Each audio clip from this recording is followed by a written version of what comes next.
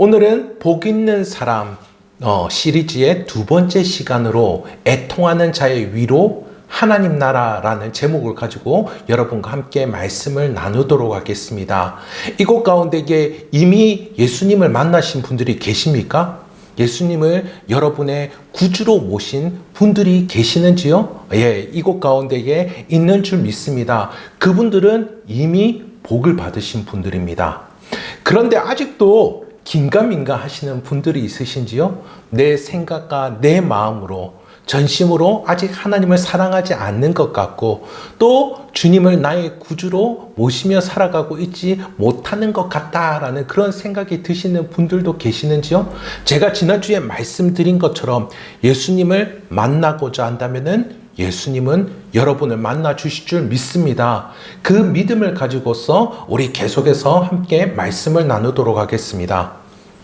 우리는 살아가며 여러 일들과 관계 그리고 상황들 가운데에 감정을 느끼게 되죠. 감정을 느끼게 됩니다. 우리말에는 감정을 표현하는 단어가 한 400여 종 된다라고 그렇게 이야기하고요. 영어에는 감정을 표현하는 단어가 한 2600여 종 된다. 그렇게 이야기를 하더라고요. 우리말은 감정 표현에 조금 서툰 그런 언어다라고 볼 수가 있을 것 같습니다. 그런데 그 수많은 표현들, 수많은 언어들, 전 세계에 있는 수많은 언어들을 다 조사를 했는데 그것 가운데 긍정적인 어휘, 긍정적인 단어는 28% 정도 되고 그런데 부정적인 단어는 70%가 넘는다라는 그런 조사가 있었습니다. 사람들의 기본적인 그 감정, 정서는 슬프고 아프고 힘들고 억울하고 그리고 분노하는 것 이런 것들이 자리 잡고 있음을 볼 수가 있는데요. 성경 중에 특히 시편이 그러하다라는 것을 우리는 확인할 수 있을 것입니다. 시편 역시 애통해하는 자들의 그 심령을 토해내는 것들 우리는 그것을 많이 볼 수 있습니다. 시편의 150편 가운데에서 60여 편이 이와 같은 모습을 보여주는데요. 그러니 우리의 삶 가운데서도 이 애통한다라는 것, 그것이 참으로 비중이 높다라고 하는 것을 여러분 삶 가운데에 느끼고 계시는지요? 저 역시 제 삶 가운데에 이런 것이 상당수 차지하고 있다라고 하는 것들을 경험해 보게 됩니다. 그래서 오늘은 본문 말씀을 통하여서 애통하는 자에게 주어지는 위로가 무엇인지 함께 살펴보도록 하겠습니다. 먼저 이 본문을 잘 이해하기 위해서는 역사적인 배경을 알 필요가 있는데요. 시편 137편을 보면은 그곳 가운데에 이스라엘이 바벨론의 포로로 끌려갔을 때 남유다가 멸망하여서 바벨론의 포로로 끌려갔을 때의 내용이 나와 있는 것을 볼 수가 있습니다. 그 애통함이 어떠한지 제가 시편 137편을 읽어드리도록 하겠습니다. 여러분도 유인물을 통해서 확인하실 수 있을 것입니다. 우리가 바벨론의 여러 강변 거기에 앉아서 시온을 기억하며 울었도다. 그 중에 버드나무에 우리가 우리의 수금을 걸었나니 이는 우리를 사로잡는 자가 거기서 우리에게 노래를 청하며 우리를 황폐하게 한 자가 기쁨을 청하고 자기들을 위하여 시온의 노래 중 하나를 노래하라 함이로다. 우리가 이방 땅에서 어찌하여 여호와의 노래를 부를까? 남유다가 멸망하여서 바벨론에 갔습니다. 그 바벨론 강가에서 강제 노역에 시달리고 있었던 것이죠. 그래서 그들을 부리는 자들이 이들에게 너희 고향의 노래를 불러봐라 라고 그렇게 이야기합니다. 마치 광대 취급을 하면서 우리를 어디 한번 즐겁게 해줘봐 이렇게 이야기하고 있는 것이죠. 그런데 이 유다 사람들, 남유다 사람들, 이스라엘 사람들의 노래는 무엇입니까?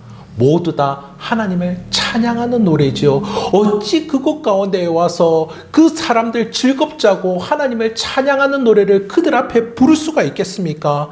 차마 부를 수가 없었던 것이죠. 그것이 너무나 애통하여서 이 시편 137편이 지어진 줄 믿습니다. 이들이 이렇게 애통하고 있을 때 하나님의 위로를 받은 적이 있습니다. 이사야서 40장 1절에 보면은 이렇게 하나님께서 말씀해 주셨는데요. 너희는 위로하라. 내 백성을 위로하라 라고 말씀해 주셨습니다. 그리고 70년이 지난, 이렇게 포로로 끌려와서 70년이 지난 후에 드디어 이들이 바벨론의 포로로부터 해방을 받고 고국으로 돌아가게 되었죠. 그때가 기원전 137년경이었습니다. 하나님의 이렇게 큰 위로를 받았지요. 자신의 나라가 다시금 회복되고 고향 땅으로 다시금 돌아가서 정말 하나님께 올릴 그 찬양의 노래를 올릴 수 있는 그와 같은 위로를 경험했습니다. 그런데 이스라엘은 또다시 로마의 식민지로 전락하고 마는데요. 그때가 기원전 63년경이었습니다. 그 사이에도 많은 어려움들이 있었지만은, 그런데 450년이 지난 후에 또다시 이방 나라의 통치를 받게 되는 그런 상황 가운데 있었던 것이죠. 지금 예수님께서 이 본문에 말씀하셨던 그 당시의 상황입니다. 로마의 식민지로 있었던 이스라엘의 모습입니다. 식민 지배를 받는다는 것, 어떤 것일까요? 우리는 식민 지배를 이렇게 몸소 경험하지 못하여서 어떤지를 잘 모르는데, 일제시대를 살았던 윤동주 시인이 이 팔복을 가지고서, 자신도 팔복이라는 제목을 가지고서 시를 지었는데요. 그런데 이 예수님의 팔복을 가지고 차용을 했는데, 그런데 그 시가 너무 깊은 슬픔을 나타내고 있습니다. 이렇게 팔복을 노래하는데요. 슬퍼하는 자는 복이 있나니, 슬퍼하는 자는 복이 있나니, 그거를 8번을 반복합니다. 그리고 나서 그는 마지막에 이렇게 이야기하죠. 저희가 영원히 슬플 것이요. 저희가 영원히 슬플 것이요.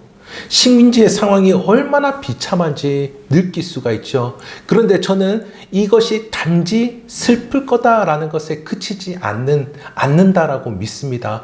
왜냐하면 그는 믿음의 사람이었거든요. 깊은 슬픔 가운데에 내가 할 수 있는 것이 없습니다. 우리 민족이 할 수 있는 것이 없습니다. 하나님 역사에 주시옵소서라고 하는 그 간절한 기도로 들리는 그러한 시입니다. 이런 배경 속에 애통하는 자는 복이 있나니 그들이 위로를 받을 것이며 라는 말씀이 어떻게 들렸을 것 같습니까? 어떻게 들렸을 것 같습니까?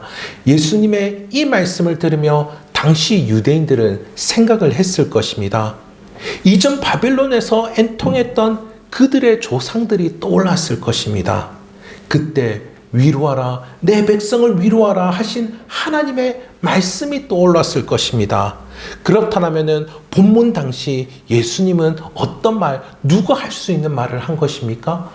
예수님은 하나님만이 하실 수 있는 그런 말을 하신 것입니다. 바벨론 포로 생활 때 말씀하셨던 그 하나님, 위로하라라고 말씀하셨던 그 하나님, 이제 로마 식민지 지하에서 예수님이 하나님과 똑같은 말씀을 하고 계시는 거죠. 복이 있도다, 애통하는 자들이여, 너희가 위로를 받을지어다. 이런 배경을 전제로 하고 오늘 말씀을 계속해서 보도록 하겠습니다. 우선 이 말씀에서의 애통함은 그들의 영적인 상태를 말하는 것입니다. 사람들은 여러 가지 이유로 이렇게 울게 되죠. 정말 사랑하는 사람과 사별하게 된 경우, 아주 극심한 슬픔입니다. 또한 젊은 청년들에게 있어서는 자신의 꿈이 꺾이는 것, 이것도 굉장히 아픈 것입니다. 그리고 여러 어려운 환경과 관계 가운데서도 울기도 한다라고 하는 것이죠. 앞서 나라를 잃은 유대인들도 포로로 끌려간 곳 바벨론 강가에서 울었습니다. 그러나 이런 슬픔의 근원이 있습니다. 이 슬픔의 근원은 무엇일까요? 사람이 애통할 수밖에 없는 이유는 두 가지가 있습니다. 첫째는 본성상 하나님과 멀어지려고 하기 때문이죠. 그리고 두 번째는 실제로 하나님과 멀어져 있기 때문입니다. 먼저 우리는 본성상 하나님이 아닌 다른 것을 사랑하는 마음이 있습니다. 물질을 좋아하고요. 그리고 인정을 받고 싶고요. 때로는 시시콜콜한 것에 빠지기도 합니다. 어떻습니까, 여러분? 물질을 가지고서 뭔가 쓰고 사용하고 누리는 거 좋아하지 않으십니까? 또한 나 자신이 능력을 인정받고 능력을 드러내는 거 그거 좋지 않으십니까? 또 정말 작은 것 하나라도 내가 즐길 수 있는 거리라면 그것이 너무 좋지 않습니까? 혹시 저만 그렇습니까? 저만 그런가요? 이런 것들은 이 땅을 살아가는 우리 모두에게 있어서 본성으로 남아있는 것입니다. 그래서 사도 바울은 이렇게 말합니다. 로마서 7장 21절 이하의 말씀인데요. 제가 한번 읽어보도록 하겠습니다. 그러므로 내가 한 법을 깨달았노니 곧 선을 행하기 원하는 나에게 악이 함께 있는 것이로다. 내 속사람으로는 하나님의 법을 즐거워하되 내 지체 속에서 한 다른 법이 내 마음의 법과 싸워 내 지체 속에 있는 죄의 법으로 나를 사로잡는 것을 보는도다. 오라 나는 공고한 사람이로다. 이 사망의 몸에서 누가 나를 건져내랴. 우리의 마음은 계속해서 전쟁터입니다. 계속해서 전쟁터이죠. 은혜를 받았음에도 불구하고 하나님의 말씀을 따라서 살아갈까? 내가 원하는 대로 할까? 그것이 계속해서 갈등이 됩니다.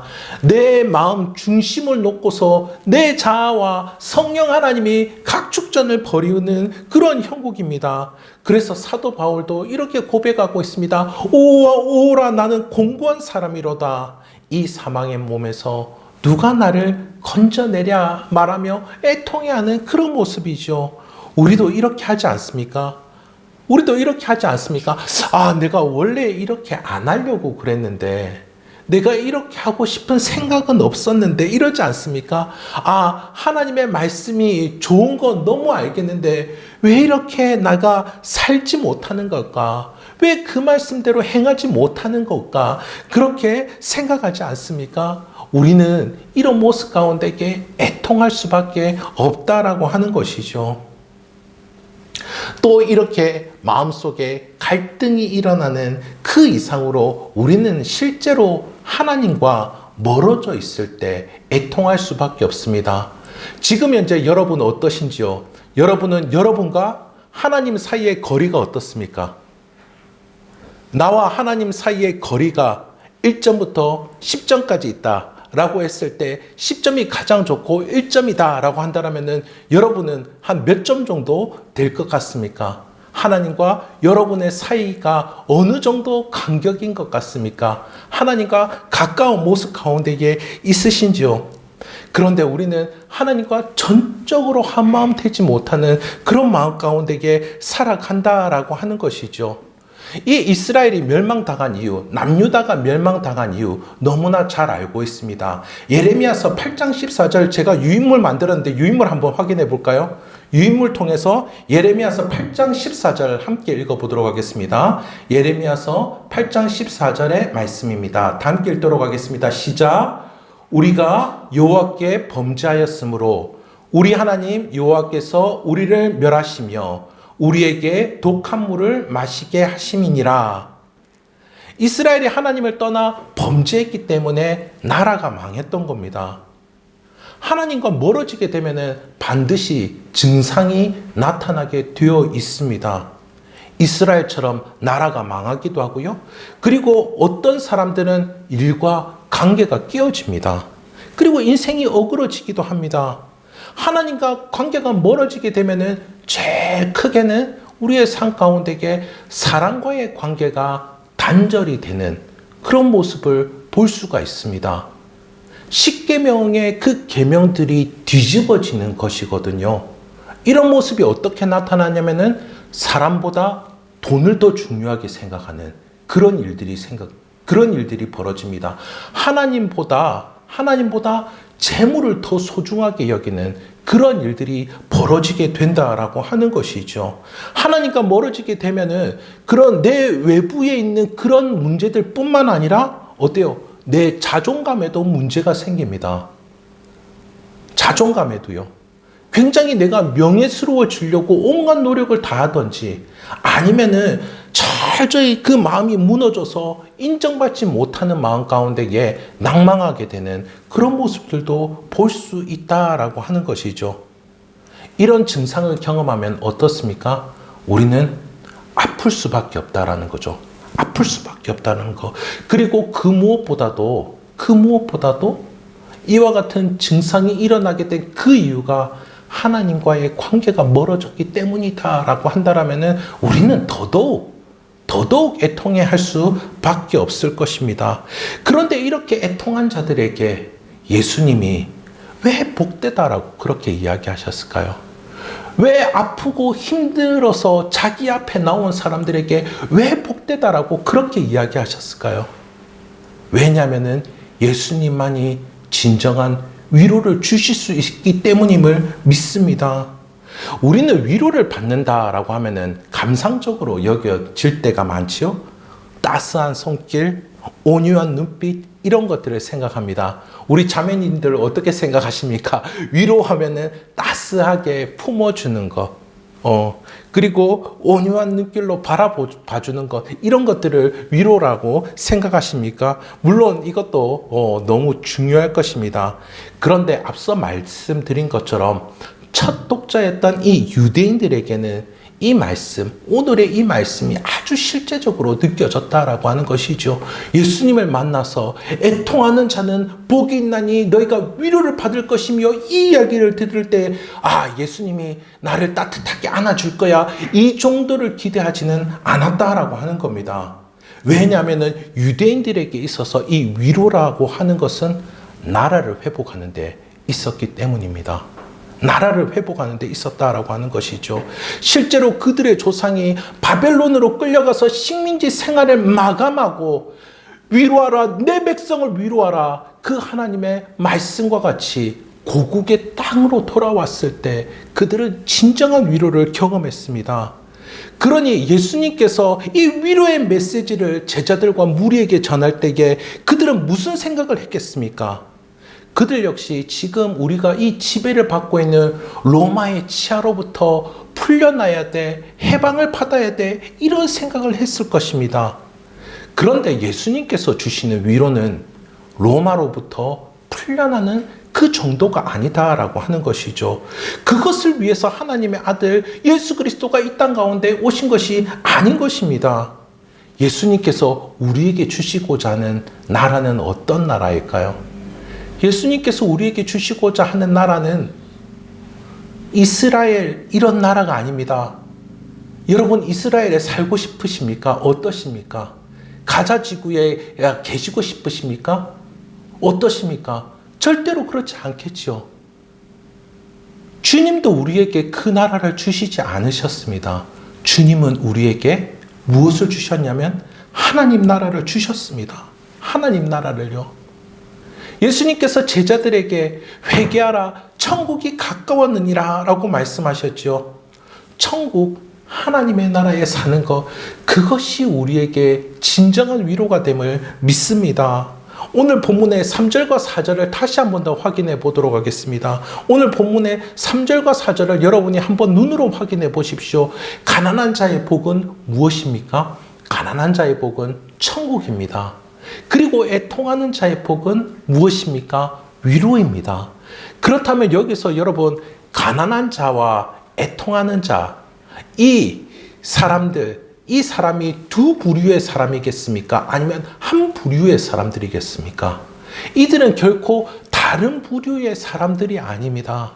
심령이 가난하기 때문에 그는 울고 있는 거지요. 그래서 그는 위로를 받는 것입니다. 무엇으로 위로를 받는다고요? 하나님 나라 안에 살아가는 것으로 위로를 받는 것입니다. 지금도 마찬가지인 줄 믿습니다. 예수님은 우리에게 예루살렘, 이스라엘을 주신 것이 아니고요. 지금 있는 우리가 살아가는 이 땅 가운데에서 하나님 나라에 소속되어서 살게 해 주셨다라고 하는 것입니다. 그렇다면 이 도대체 하나님 나라에 소속되어서 살아간다라는 것, 하나님 나라를 살아간다라는 것은 이거는 어떤 의미일까 한번 생각해 볼 필요가 있을 건데요. 나라는 이렇게 나라가 구성될 때에 세 가지가 있겠죠. 나라는 일단 그 나라에 살아가는 사람들이 있을 것입니다. 그렇죠? 그리고 그 사람들이 살아가는 땅이 있을 것이고요. 그리고 그 사람들이 함께 어우러져 살아가는 법이 있을 것입니다. 그렇다면 하나님 나라도 마찬가지겠죠. 하나님 나라도 하나님의 백성이 있고요. 그리고 하나님이 거하시는 처소가 있고요. 그리고 하나님의 법이 있습니다. 하나님의 법이 있습니다. 그런데 이 세 가지가 하나로 연결이 됩니다. 이 세 가지가 하나로 연결이 됩니다. 무엇으로요? 이 세 가지가 모두 예수 그리스도에게로 연결이 됩니다. 이 세 가지가요. 마태복음 1장 1절에서 예수 그리스도를 누구라 그러면요, 아브라함과 다윗의 자손이다 이렇게 이야기해 줍니다. 아브라함과 다윗은 이스라엘 백성 가운데에 대표적인 인물들입니다. 믿음의 대표적인 인물들이죠. 그런데 그들의 자손이 예수 그리스도다. 그러니까 이 백성, 하나님 백성의 대표가 되시는 분이 예수 그리스도다라고 이렇게 이야기합니다. 그리고 예수님께서는 늘 자신의 사역에 대해서 고백하실 때에 하나님께서 나를 거처로 삼으셔서, 하나님께서 내 가운데에 임재해 주셔서 내가 이 일을 감당한다 라고 그렇게 말씀해 주셨습니다. 또한 어떻게 하셨습니까? 이 예수님은 이 땅 가운데에 말씀이 육신이 되어서 오신 분이십니다. 그래서 예수님은 말을 할 때도 행동을 할 때도 무엇입니까? 하나님의 말씀이 드러나는 삶을 사셨다라고 하는 것이죠. 이렇게 예수님은 하나님의 백성이고요. 하나님이 거할 처소이고요. 예수님은 또한 하나님의 말씀이십니다. 그러니까 여러분, 제가 너무 복잡한 이야기를 했죠? 어쩌? 너무 복잡한 이야기를 했습니까? 이런 예수님을 만났을 때 우리에게 엄청난 축복이 있는 것이죠. 이 예수님을 만나게 되면요, 우리도 어떻습니까? 우리도 하나님 나라의 백성이 되는 것입니다. 이 예수님을 만나게 되면요, 우리도 하나님의 임재 가운데에 살 수 있게 되는 것입니다. 이 예수님을 만나게 되면요, 우리도 하나님의 말씀을 따르면서 살아갈 수 있는 그러한 사람이 되는 것입니다. 그러니까 우리에게 있어서 진정한 위로는 바로 예수님을 만나는 거예요. 예수님을 만나고 하나님의 임재 가운데 살아가는 것, 이것이 우리의 진정한 위로이죠. 우리는 하나님의 존귀한 백성입니다. 그래서 이렇게 말씀하죠. 우리 로마서 8장 16절 말씀 함께 읽어볼까요? 로마서 8장 16절의 말씀 시작. 성령이 친히 우리의 영과 더불어 우리가 하나님의 자녀인 것을 증언하십니다. 또한 하나님의 성령께서 우리에게 임재하십니다. 고린도전서 3장 16절 말씀 함께 읽겠습니다. 너희가 하나님의 성전인 것과 하나님의 성령이 너희 안에 계시는 것을 알지 못하느냐 말씀하고 계시죠. 또 하나님의 말씀이 우리를 온전케 합니다. 디모데후서 3장 16절 17절 말씀 또 우리 함께 읽어보도록 하겠습니다. 모든 성경은 하나님의 감동으로 된 것으로 교훈과 책망과 바르게 함과 의로 교육하기에 유익하니 이는 하나님의 사람으로 온전하게 하며 모든 선한 일을 행할 능력을 갖추게 하려 함이라. 하나님과 멀어져 이 아프고 고달픈 이들에게 이렇게 위로해 주십니다. 너 내 자녀라고 하며 내가 너와 함께 하겠다라고 하며 너를 온전케 하겠다라고 이렇게 우리를 위로해 주십니다. 아이들을 보면요, 이렇게 어떠한 이유에서든지 심지어 자기가 이렇게 잘못했음에도 불구하고 자신이 아프고 힘들고 외로우면 늘 엄마의 품에 안깁니다. 마찬가지입니다. 이처럼 우리 주님의 품 안에 하나님 나라가 있습니다. 우리 주님의 품 안에 진정한 위로가 있습니다. 그러니 고달프고 아플 때에 하나님 앞에 나와 오시기를 바랍니다. 하나님 앞에 나와 오시기를 바랍니다. 연탄길의 작가 이철환 씨 잘 아시죠? 어떻습니까? 연탄길이라는 책을 잘 아시는지 모르겠습니다. 그분이 쓴 책 가운데에 예수를 믿으면 행복해질까라는 그런 책의 제목이 있는데요. 그가 7년 동안 이 연탄길을 쓰느라고 가지게 된 병이 있습니다. 이명 증상이 굉장히 심하게 있었고, 그리고 우울증으로 아주 오랫동안 고통을 받았다라고 하는데요. 그것을 나눈 책이었습니다. 그가 이렇게 적고 있는데요. 쇠 깎는 소리가 8년이나 들렸으니 미치지 않는 게 다행이었다. 하나님께 매달렸지만 이명 증상과 우울증은 낫지 않았다. 점점 바보가 되어가고 신경정신과에 가서 치료를 받았으나 허사였다. 나는 나를 송두리째 던져 기도하기 시작했다. 기도가 아니라 전투였다. 온종일 어두운 방에 엎드려 기도했다.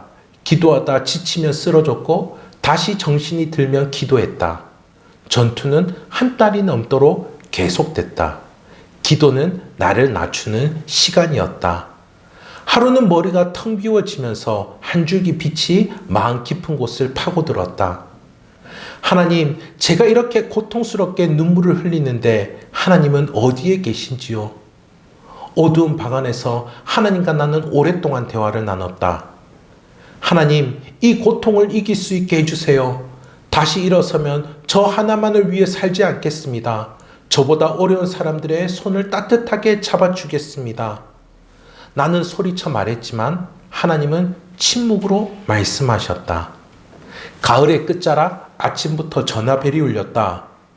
TV 책을 말하다 프로그램에 초대하고 싶어서 전화를 했는데 연탄길에 대해 말씀해 달라는 KBS PD로부터 온 전화였다. 이 전화를 받고 소름이 돋았다. 일어날 수 없는 일이 일어나고 있었기 때문이다. 전화를 끊고 나서 잠시 눈을 감으니 하나님 감사합니다 라는 말과 함께 눈물이 쏟아졌다. 다음날 방송국의 책임 프로듀서를 만났는데 그가 책꽂이를 가리키며 하는 말이 연탄길은 우리가 연말 특집으로 방송하려고 지난 7월부터 준비해 두었던 책입니다. 생각해보면 7월은 내가 가장 치열하게 기도했던 시간이었다. 내가 쓰러져 기도했던 그의 7월, 하나님께서는 책임 프로듀서의 책꽂이에 연탄길을 꽂아 놓으셨다. 이 프로가 방영되면서 책이 품절되는 사태가 벌어지는가 하면 각 방송사와 라디오, 신문과 잡지의 인터뷰 요청, 대학과 기업체에서 감당할 수 없을 정도로 강연 요청과 원고 청탁이 줄을 이었다. 이명을 고쳐달라는 나의 기도를 하나님은 아직 들어주지 않으셨다. 사람이 생각하는 기도의 응답 방식과 하나님이 생각하시는 기도의 응답 방식은 달랐다. 이명을 없애지 않는 것이 차라리 나에게 더 이로울 거라고 하나님은 생각하셨는지 모른다. 그리고 그는 이렇게 고백하는데요. 나는 나를 믿지 않는다. 내가 하나님을 믿는 이유이다. 그는 자신을 믿지 않는 심령이 가난한 자입니다. 그래서 그는 고통 가운데에 하나님 앞에서 애통했던 것이죠. 그는 치유를 기대했지만 하나님은 어떻게 하셨습니까? 하나님은 오히려 그의 작품을 통해서 역사하셨습니다. 하나님은 그를 작가답게 세워주셨고요. 그를 위로해 주셨습니다. 그리고 수많은 이들이 그의 작품 이 연탄길을 통해서 위로를 받도록 해주셨습니다. 현대까지 이 연탄길은 430만 부가 판매되는 엄청난 위험을 달성했고요. 그리고 초, 중, 고 교과서에도 실릴 정도로 아주 유명한 그런 글이 되었습니다. 우리가 살아가는 현실은 이렇게 죄로 모두 다 깨어져 있습니다. 나 자신도, 그리고 청년 취업의 현실도, 그리고 경제적인 상황도 모두 다 이 어려움을 겪고 있습니다. 이런 상황 가운데 우리는 아프기도 하고 고달프기도 합니다. 그러니 우리는 애통하지 않을 수가 없는 것이죠. 하지만 우리는 애통하며 하나님께 나아갈 때 하나님께서는 우리를 위로해 주실 줄 믿습니다. 우리를 자신의 백성으로 귀하게 여겨주실 줄 믿습니다. 또 우리에게 임하여 주셔서 우리를 통하여서 하나님의 나라를 확장시켜 주실 줄 믿습니다. 눈물을 흘리며 씨를 뿌리는 자는 기쁨으로 거두게 될 줄 믿습니다. 말씀을 맺도록 하겠습니다. 아픔과 슬픔이 결코 우리를 무너뜨리게 할 수 없습니다. 어려움이 있을지언정 우리는 그 어려움 가운데에 비탄에 잠겨 비탄에 빠져만 있지는 않을 것입니다. 오히려 우리는 애통하는 마음으로 하나님께 나아갈 때에 우리가 가지고 있는 상처는 별이 될 줄 믿습니다. 우리가 흘리는 눈물은 비전이 될 줄 믿습니다. 이와 같은 은혜가 성도님들의 삶 가운데에 임하게 되시기를 우리 주님의 이름으로 축복합니다.